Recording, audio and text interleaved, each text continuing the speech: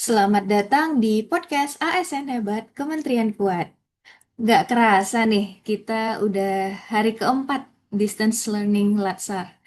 Hari ini spesial banget karena kita akan membahas dari awal apa saja yang sudah kita pelajari dari D1 sampai D4 Latsar yang hari ini.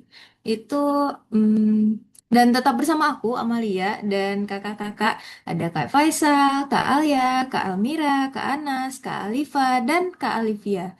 Siap teman-teman? Siap, Ya, Kak. Mantap. Oke, langsung aja ya kalau gitu kita mulai. Dari hari pertama. Udah lama sih sebenarnya, tapi masih ingat dong ya tentang wawasan kebangsaan dan bela negara. Gimana nih kakak-kakak? Ada nggak yang mau cerita duluan gitu? Apa yang didapat em, terkait wawasan kebangsaan dan bela negara ini? aku duluan ya Kak. Nah, jadi kalau yang paling aku ingat nih, buat yang pertama tuh gimana tentang perjalanan sejarah pelan-pelan ngebentuk rasa kebangsaan kita sebagai orang Indonesia. Mulai dari zaman VOC yang bikin banyak perlawanan muncul, terus lanjut ke politik etis yang bikin orang pribumi mulai dapat akses pendidikan. Nah, dari situ mulai muncul kesadaran bareng-bareng sampai akhirnya lahir organisasi-organisasi pergerakan nasional. Semua proses tuh ngaruh banget ke identitas kita yang saat ini, walaupun kita beda-beda suku, budaya, sama bahasa, tapi tetap bisa bersatu jadi satu bangsa. Setuju banget. Nilai-nilai dasar bela negara itu memang penting dan relevan banget dalam kehidupan sehari-hari. Mulai dari cinta tanah air, kesadaran akan pentingnya hidup berbangsa, kesetiaan pada ideologi Pancasila, sampai kerelaan berkorban dan kesiapan dasar untuk membela negara. Dari situ aku sadar, ternyata bela negara itu nggak selalu identik dengan angkat senjata atau perang. Justru sebagai ASN, sikap profesional kita, tanggung jawab dalam bekerja, dan dedikasi terhadap pelayanan publik juga merupakan bentuk nyata dari bela negara. Iya, bentuk-bentuknya itu ya. Aku juga ingat dulu kita belajar tentang 4 konsensus dasar bangsa itu. Ada itu loh yang kayak Pancasila, Undang-Undang Dasar 1945, NKRI, Bhinneka Tunggal Ika. Nah, pas ada 4 itu. Nah, terus tentunya kita belajar juga ya gimana cara memperkuat 4 konsensus dasar tadi, sehingga menggunakan teknologi, karena kita harus mengikuti perkembangan zaman gitu zaman sekarang. Betul, Kak. Makanya aku merasa tugas hari pertama itu relevan banget. Bikin learning journal tentang mengapa wawasan kebangsaan itu penting. Aku pribadi merasa lebih paham kenapa nilai-nilai ini jadi fondasi dari ASN. Setuju, setuju. Jadi pondasi ya, jadi pondasi ASN. Karena em, setelah memperkuat dasar-dasarnya nih, kita lanjut aja ya ke yang lebih now gitu, lebih zaman sekarang, kontemporer.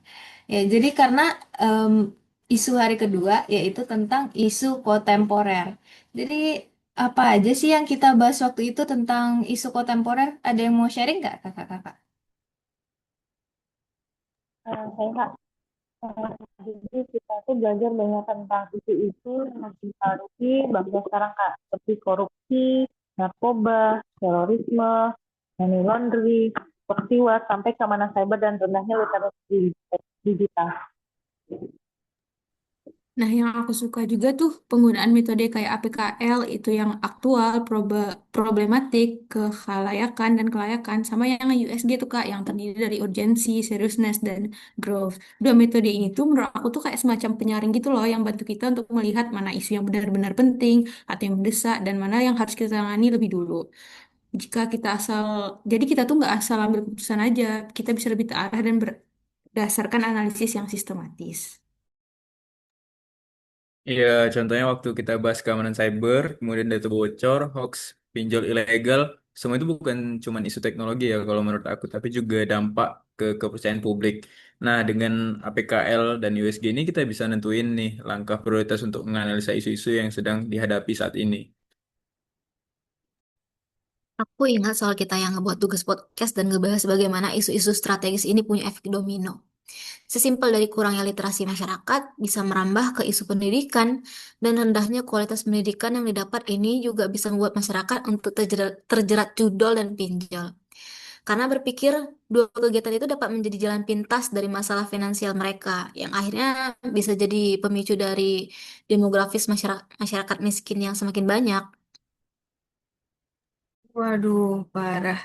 Tapi antusias sekali ya berarti teman-teman membahas isu kontemporer ini. Bagus-bagus ini berarti em, tandanya kita peduli lingkungan gitu, peduli sama kondisi-kondisi dan isu-isu gitu di sekitar kita.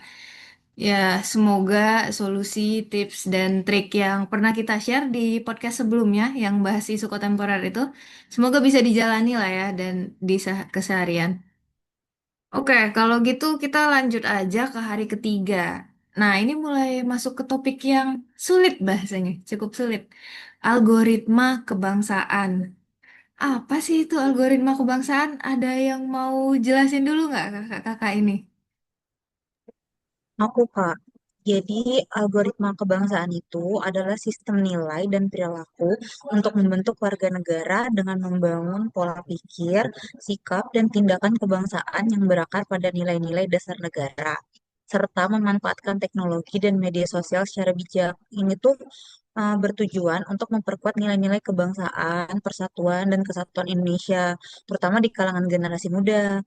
Terus juga ada 5 nilai inti algoritma kebangsaan, yaitu keadilan, gotong royong, inklusivitas, integritas, dan kepeloporan.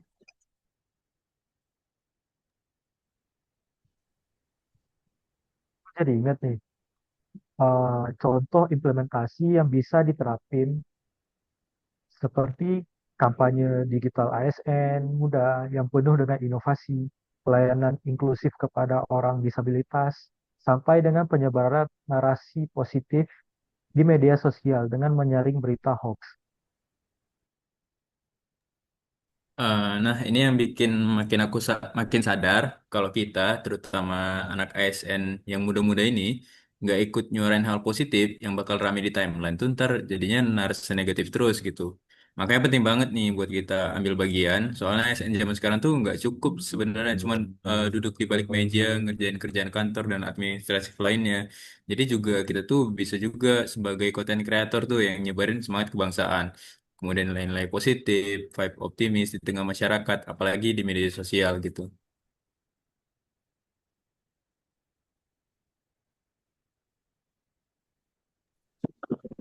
Yang dibilang sama Bang Faisal ya.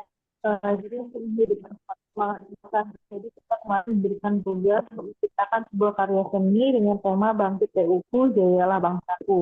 Bahwa itu di sini kita diajak untuk tidak hanya mengekspresikan kreativitas, tapi juga menanamkan nilai-nilai cinta tanah air, semangat persatuan, serta kebanggaan terhadap peran dan kontribusi Kementerian PU dalam membangun bangsa. Nah, di tugas ini menjadi media refleksi sekaligus ajakan untuk terus berkarya, berinovasi, dan berkontribusi demi kemajuan bangsa. Siap, untuk kemajuan Indonesia ya. Jadi dari berbagai cara yang disebutkan sama kakak-kakak tadi nih, intinya sebenarnya tetap sama gitu. Bagaimana kita sebagai warga negara itu ikut berperan dalam memperkuat nilai-nilai kebangsaan, persatuan dan kesatuan tentunya ya. Uh, ada banyak jalan ke Roma, ada banyak cara menuju tujuan yang sama.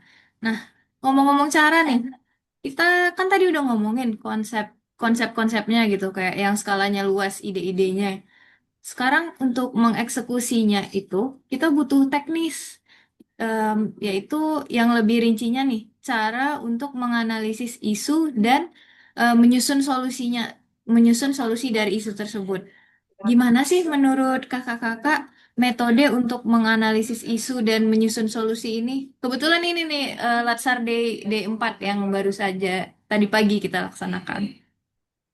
Gimana metodenya menurut kakak-kakak caranya? Nah, iya Kak.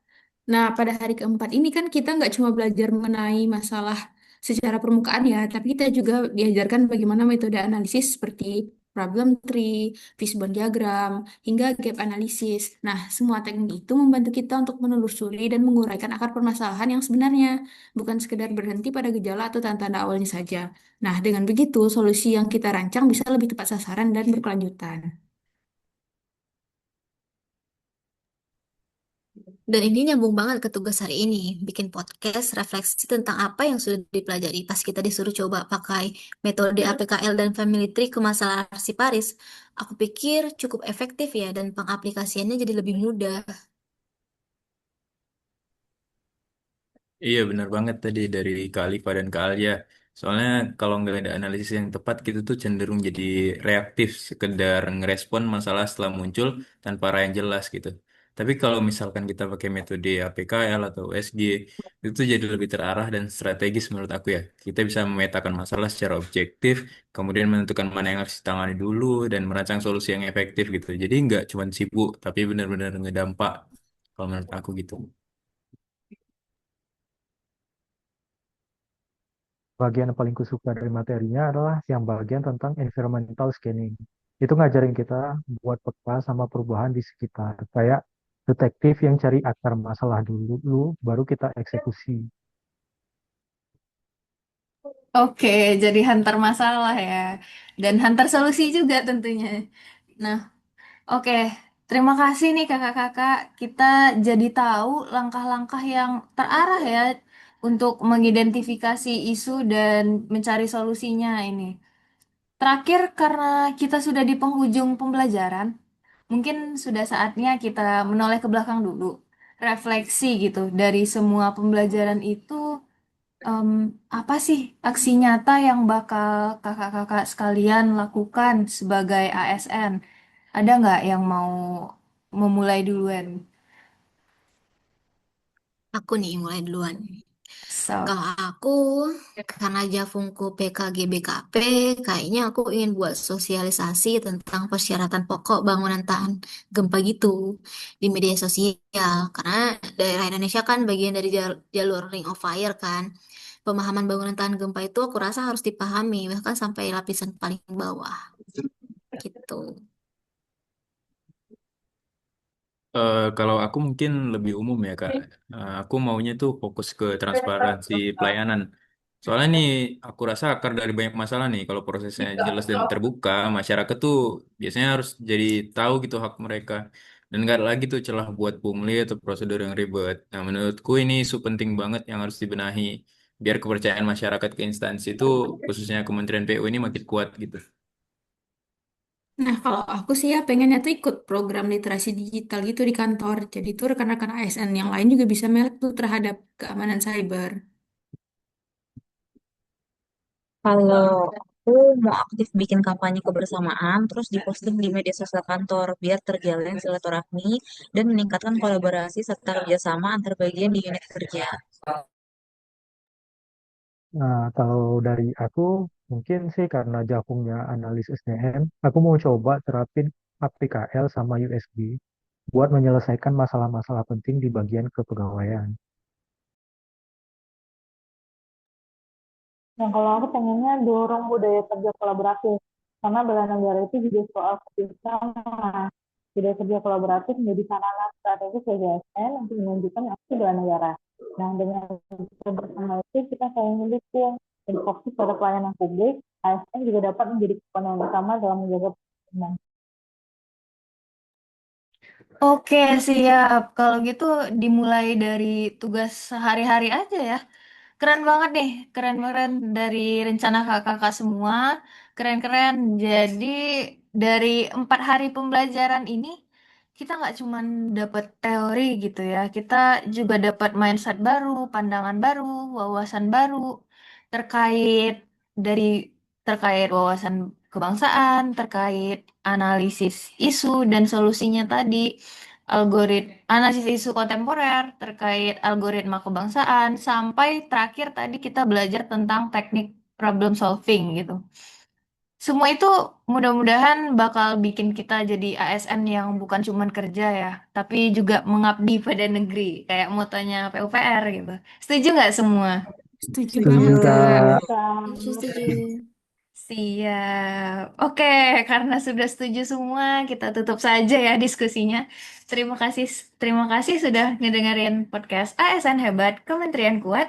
Sampai jumpa di episode berikutnya. Tetap semangat membangun negeri. Bye-bye.